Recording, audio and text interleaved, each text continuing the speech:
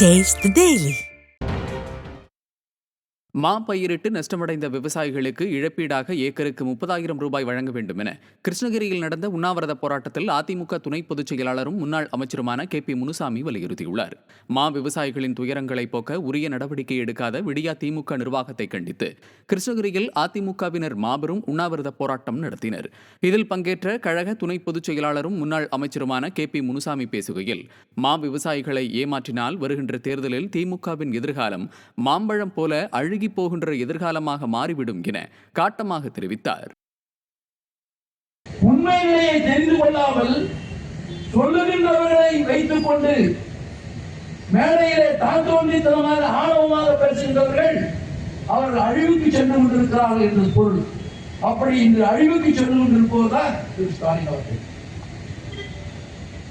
எனவே இந்த அரசை மீண்டும் நாங்கள் விவசாயிகளுக்காக போராடி கேட்டுக் கொள்கிறோம்.